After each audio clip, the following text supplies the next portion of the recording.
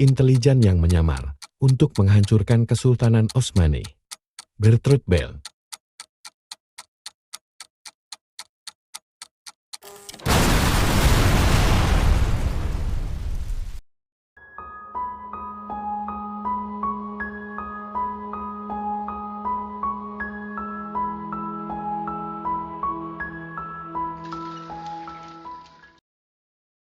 Saat itu awal tahun 1900-an, Timur Tengah dan Jazirah Arab berada dalam wilayah Utsmani. Pada saat itu sedang mengalami aktivitas yang tidak biasa. Timur Tengah, yang telah berada dalam perlindungan Turki Utsmani selama hampir 400 tahun tiba-tiba dipenuhi oleh banyak orang barat yang menyamar sebagai arkeolog, wisatawan, pendaki gunung, dan yang paling mengherankan adalah banyak wisatawan warga Inggris. Hal ini tidak normal bagi Timur Tengah karena tanah yang dibangun di atas gurun pasir di mana waktu bergerak lambat menarik begitu banyak perhatian. Niat sebenarnya dari orang-orang Eropa akan segera menjadi jelas pada periode ini ketika pentingnya minyak bumi dipahami dengan baik.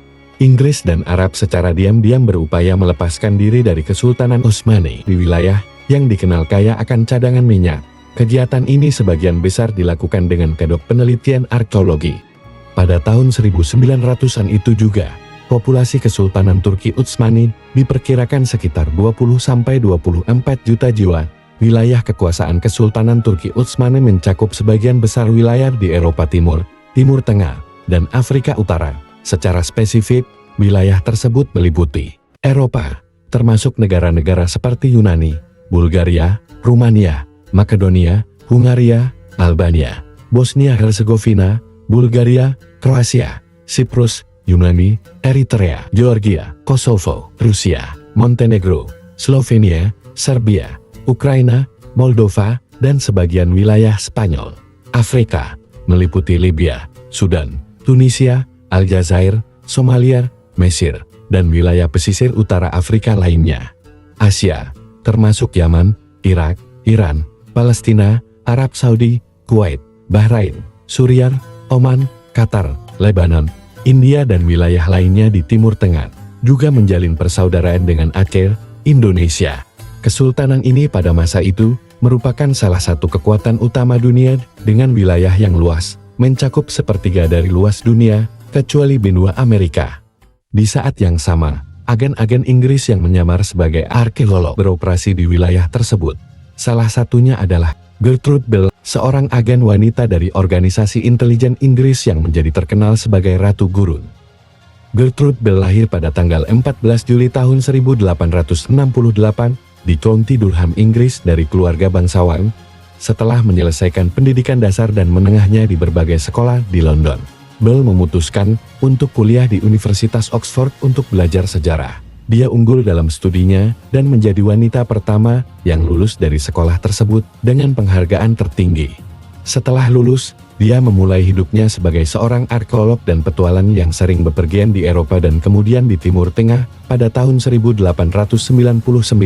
Setelah mengunjungi Yerusalem, dia meninggalkan kehidupan nyamannya di Inggris untuk tinggal di Gurun Arab karena dia telah mengembangkan kecintaan dan minat yang besar pada orang Arab. Dia bepergian ke seluruh wilayah dan menjalin hubungan dekat dengan suku-suku Arab.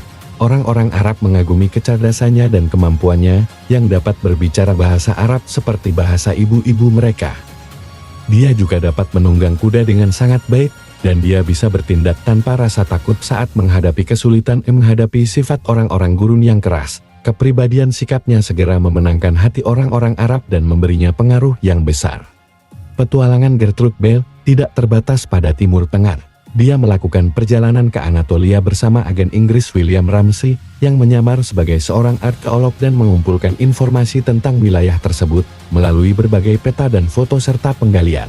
Sebenarnya Gertrude Bell belum menjadi perwira intelijen sebenarnya pada tahun-tahun itu. Dengan kata lain, dia belum dilatih atau dididik untuk menjadi perwira intelijen profesional. Namun ketika identitas petualangannya dipadukan dengan keinginan negara Inggris untuk menaklukkan wilayah tersebut, membuat dirinya menjadi agen Inggris. Bell tidak pernah menikah atau memiliki anak dan hanya memiliki sedikit ikatan romantis yang diketahui. Akan tetapi, dia bertukar surat cinta yang penuh gairah dari tahun 1913 hingga tahun 1915 dengan Letnan Kolonel Charles Dougherty Wiley, seorang perwira militer yang sudah memiliki istri.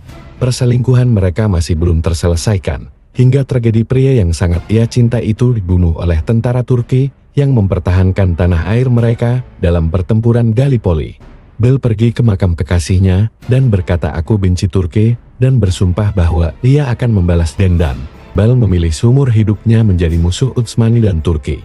Misinya untuk menghasut pemberontakan melawan Kesultanan Utsmani dan memecah belah negara tersebut menjadi tujuan hidupnya sejak saat itu. Dan pada kenyataannya, intelijen Inggris ingin memanfaatkan pengaruhnya di kalangan orang-orang Arab dan pengalamannya di wilayah tersebut, sehingga mereka menugaskannya sebagai agen intelijen. Dan ia diketahui banyak memberikan informasi tentang pemerintahan Sultan Abdul Hamid ke pemerintah Inggris ketika dimulainya Perang Dunia Pertama.